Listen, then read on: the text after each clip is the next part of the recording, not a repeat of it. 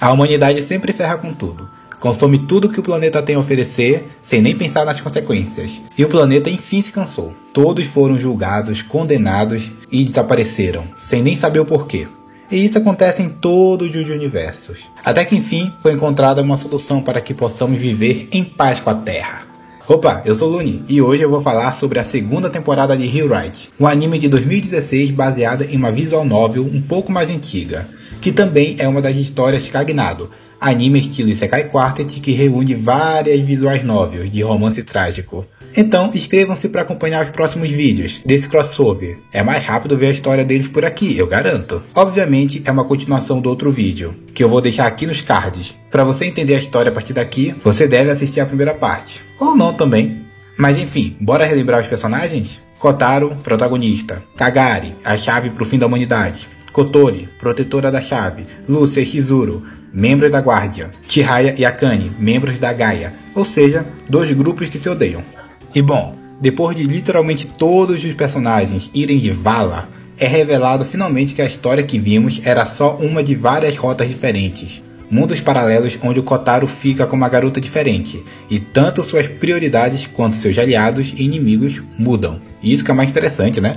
Por exemplo, tem a realidade onde ele fica com a Shizuru, outra na qual a Kotori se volta contra o Kotaro e a Kagari, outra na qual ele foge com a Akane, e quer nem saber. Porém, tudo isso aqui é um loop temporal, e tudo sempre dá errado no final, independente de qual rota ele escolha. Ou a humanidade é julgada e some após o julgamento da chave, ou a chave é destruída, com a nossa raça se autodestruindo pelos recursos que sobrarão depois. Mas sempre, antes de um novo loop começar, o Kotaro reencontra a Kagari, a chave, e ela sempre está analisando algo no chão, nunca dando muita atenção a ele, fora a necessária para fazer ele jogar no Vasco.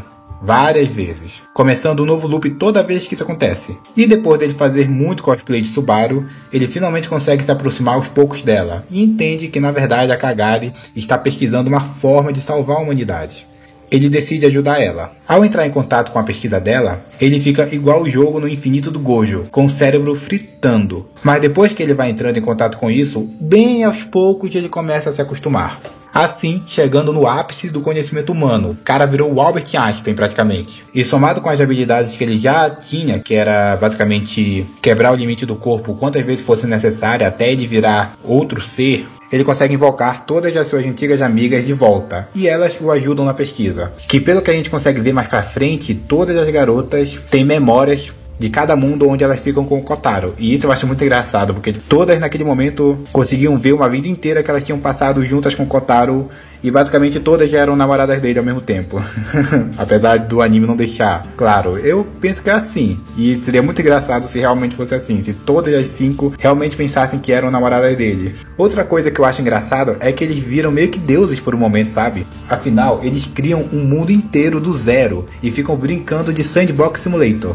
Eles veem toda a história dessa nova terra, desde os primeiros humanos até o auge da civilização. Aí a humanidade de novo some por decisão da Kagari daquela realidade. Em toda realidade sempre tem uma Kagari, isso é muito importante de se lembrar.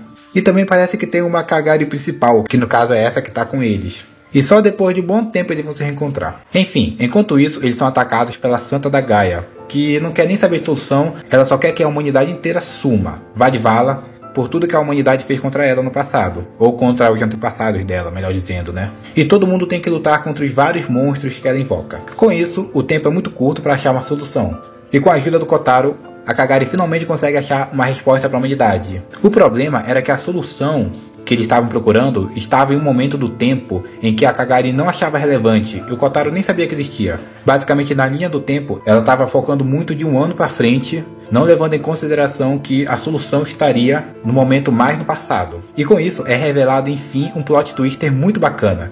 O Kotaro não é adolescente. O cara tem 25 anos pra mais. Ele é muito mais velho que todas as outras garotas. Sim, FBI, pode pegá-lo. O que acontece é que na data zero, lá do primeiro vídeo, onde foi a primeira vez que ele se encontrou com a Kagari, ele perde o seu braço. E a Kotori implora pra ela salvar o amigo dela.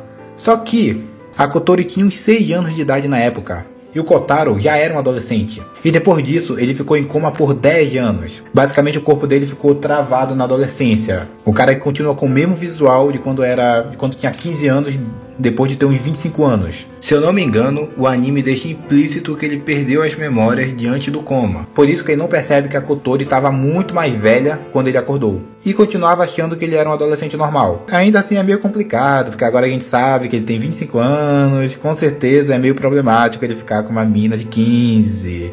Mesmo que ele não esteja consciente de que ele tenha 25 anos, ele não tem idade mental para ter 25 anos, ele não tem corpo para ter 25 anos. Até hoje eu tô pensando nisso, sobre o que, se eu acho isso aqui errado ou não.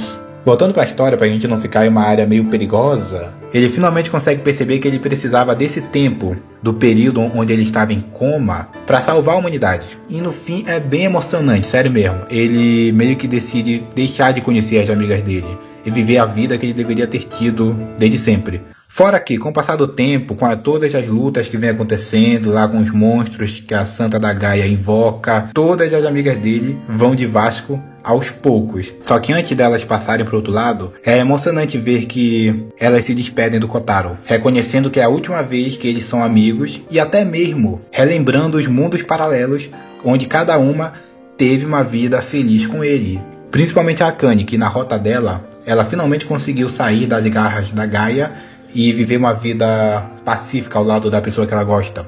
Só que, enfim, os recursos já acabavam e eles provavelmente iam de vala mesmo. Talvez não eles, mas talvez os netos, bisnetos, coisas assim. Só que é meio chato que elas se despedem dele de longe, porque estavam lutando, né, contra um exército de monstros e no final elas vão sucumbindo uma a uma, te fazendo ficar triste de novo enquanto você vê as personagens que você gosta mais de uma vez indo de Vasco. A Kagari, por sua vez, ela é selada, não antes do Kotaro ter que lutar contra um exército de monstros sozinho.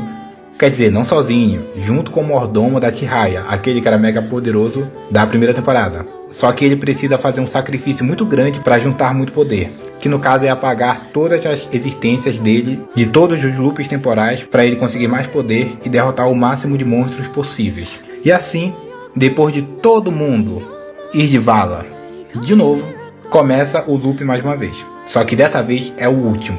E agora a história virou um seinen, basicamente. A história muda completamente. Todo o drama, toda a comédia escolar deu lugar a um mundo de conflito, de armas, de espionagem, de traição, de sangue.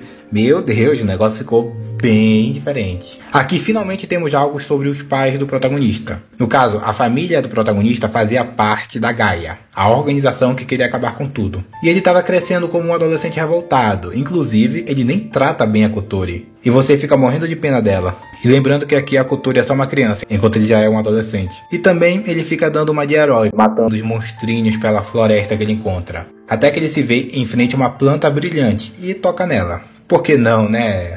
Os lixeiros de Goiânia já falaram que não é bom tocar em uma coisa que está brilhando. Mais pra frente é revelado que essa plantinha brilhante era a Kagari, e que nesse momento eles fizeram um pacto, sem que ele percebesse. É uma informação muito útil para se guardar para depois. Depois disso, ele vai se encontrando com Esaka, líder e membro mais forte da Guardian. Aquele mesmo que ele lutou no final da primeira temporada. É engraçado como as coisas mudam aqui, porque nessa realidade, eles já vão se aproximando. Ele chega a ver o Esaka como uma figura paterna. E no final, ele acaba recrutando o Kotaro para Guardian. Só que para isso, ele precisa virar homem. Ou seja, precisa sair de casa com os 15 anos de idade, deixar toda a família dele para trás e ir treinar para virar um agente dessa organização. Quando ele chega no centro de treinamento da Guardian, onde só tem recruta, ele não vê a necessidade de ficar revelando que ele tem mais habilidade de reescrever limites. Até porque é uma habilidade muito apelona e tem muitas consequências se ele ficar usando direto. Só que nisso todo mundo vê ele como fracassado, porque pensam que a habilidade dele é uma habilidade meio que é só basicamente não ser envenenado. Todo mundo pensa que essa é a habilidade dele. E ele acaba se formando no curso como um dos piores agentes em termos práticos. Afinal, ali tem gente muito mais forte, que realmente esbanja muito as habilidades que eles têm. Porém, nessa daí a autoestima dele foi embora. E o Esaka, vendo isso, o aconselha a ir para a guerra. Quem diria, não? Ele foi para o Oriente Médio praticamente, com um grupo afiliado da Guardian ali, que são basicamente mercenários. Tempos difíceis criam homens fortes, né? Ali, com os mercenários, ele treina com armas, combate corpo a corpo, e tem que começar a lutar pela própria vida. O cara fica bem mais sério, principalmente depois de farmar sua primeira kill. E durante essa aventura aí, essa empreitada, ele acabou fazendo uma amizade com outro militar, e com umas crianças de um orfanato. Até que é descoberto que essas crianças eram usadas por terroristas para invocar monstros. Basicamente, elas trabalhavam para os terroristas em troca de pão, para ter o que comer, porque uma zona de guerra é muito insalubre. E esse fato é descoberto durante uma missão, na qual o Kotaro, por estar muito escuro, acaba atirando na direção de um barulho que ele acaba escutando. É uma missão, né? Ele não tem o que esperar. Se ele escuta um barulho, ele só se vira e atira. É a vida dele que tá ali. Só que nessa, ele acaba atingindo umas crianças e deixando outras feridas. No caso, algumas aqui foram de Vasco. Dessa forma, ele e o seu amigo buscam ajuda para essas crianças e escondem as lesas. Só que o comandante da operação simplesmente nega e faz as crianças feridas verem Jesus mais cedo. Bom, ele tentou buscar ajuda com os militares porque era a ajuda mais próxima que ele poderia encontrar naquele momento. E as crianças precisavam de um atendimento rápido. Só que o cara não quis saber. Ainda bem que ele escondeu as que estavam ilesas. Vendo isso, o Kotaro repensa toda a sua trajetória e escolhe deserdar junto com as crianças sobreviventes e seu amigo, que fica para trás para lhe dar um tempo e acaba caindo em combate. Mais um aí que foi embora mais cedo. Mas, good ending para as crianças. O Kotaro consegue reformar o orfanato e salva várias delas da zona de guerra. Tudo isso no sigilo, claro, fazendo com que elas não precisem mais serem usadas como invocadores, como arma de guerra. E uma delas vira até uma ajudante dele, reunindo informações e tal, ela vira hacker dele. Depois de um bom tempo, ele ficou uns anos nisso daí, ele volta para o Japão. E também volta para o momento onde ele encontra a Kagari pela primeira vez. O momento é idêntico à data zero. Ele tá com terno, ele tá mais velho, ele tá com a Kagari na frente dele. Lembrando que ele era membro da guarda. O dever dele seria destruir a chave se ele encontrasse ela. E é interessante que esse primeiro ato dele é o que vai desencadear tudo que teremos mais pra frente. Afinal, ele nunca ia fazer mal pra Kagari, porque, pelo que a gente consegue perceber, os sentimentos românticos que ele nutre por ela acabaram permanecendo com ele. Interestelar estava certo. O amor realmente é a força do universo. Enfim, ele também descobre que a Kotori estava ajudando a Kagari nesse meio tempo e fica muito irritado com ela por se envolver em algo que uma criança não deveria se envolver, né? Coitadinho, ela só quebra a cara aqui. Mais pra frente, ele acaba encontrando a Kagari de novo e percebem que, para a humanidade se salvar, precisam encontrar uma memória boa envolvendo a espécie. E é claro que não tem até o momento, a gente é muito inútil. Porém, ele descobre que uma memória muito boa poderia ser criada, desde que ele encerre o conflito entre Guardian e a Gaia, virando então uma espécie de agente duplo, infiltrado nas duas organizações ao mesmo tempo. Obviamente é muito difícil, e ele precisa de tempo, coisas que eles não têm. A Kagari fica bem irritada com ele, porque ela fica bem ansiosa, querendo que as coisas aconteçam logo. Ela, melhor do que ninguém, sabe que a humanidade não tem muito tempo. E durante algumas brigas, ele também começa a ficar mais íntimo dela, romanticamente falando, né? Finalmente ele começa a avançar um pouco nela, mesmo que ela não entenda exatamente o que é o amor, e ficando cada vez mais confusa em relação a isso. Ele também precisa cuidar da segurança dela, né? E acaba desvivendo qualquer um, seja da Guardian ou da Gaia, que chegue perto da Kagari. Até mesmo antigos colegas. E também, para garantir que a Kotori não se machuque, ele decepciona ela de vez, destruindo as coisas mais importantes para ela na frente dela, que basicamente são os dois pais dela. Tanto o pai quanto a mãe dela foram ver Jesus mais cedo, e isso aconteceu no passado, bem no dia em que o Kotaro decidiu sair da cidade. Nisso, ela pegou os corpos dos pais dela e transformou em marionetes, usando o mesmo poder que ela usa para criar outros espíritos, que respondem à vontade dela. Na primeira temporada, é revelado que, na verdade, os espíritos dos pais dela ainda estão dentro desses corpos, já que eles protegem ela quando a base deles é invadida, e a Kotori consegue escutar os pais dela tendo uma conversa rápida, agradecendo a oportunidade de poderem salvar sua filha.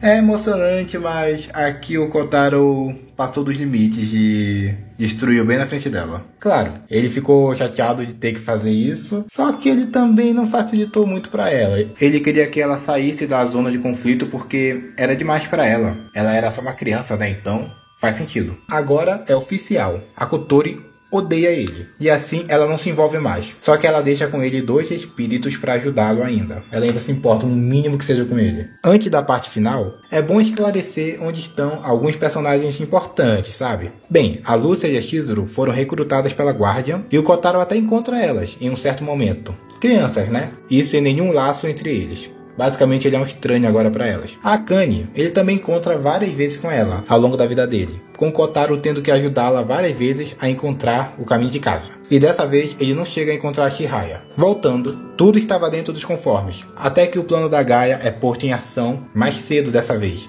com Kotaro tendo que interromper o ritual que a Santa da Gaia está realizando, com o objetivo de forçar o julgamento da chave. Nisso, ele precisa ultrapassar os limites várias vezes, tendo consequências gravíssimas, como o corpo dele, de novo, virando árvore. Nisso, ele consegue interromper o ritual, e antes de reencontrar Kagari, que estava debilitada por conta desse ritual, ele reencontra a Akane, perdida como sempre, né? E deixa os dois espíritos da Kotori com a Akane, para que ela fique segura, já que o julgamento da chave iniciou um crescimento desenfreado da floresta pelo mundo inteiro, e a Gaia liberou um monte de monstros. Provavelmente, a única das antigas amigas do Kotaro que ainda o vê com bons olhos é a Akane, já que ele não demonstrou bondade com nenhuma outra desse universo, principalmente com a Kotori, coitada dela. E finalmente, o final de tudo. A Kagari encontra uma memória boa no final, para que a humanidade não tenha que perecer, e assim o mundo continuar sendo o local propício à nossa vida. Só que não foi a tempo. O arrebatamento da humanidade, por assim dizer,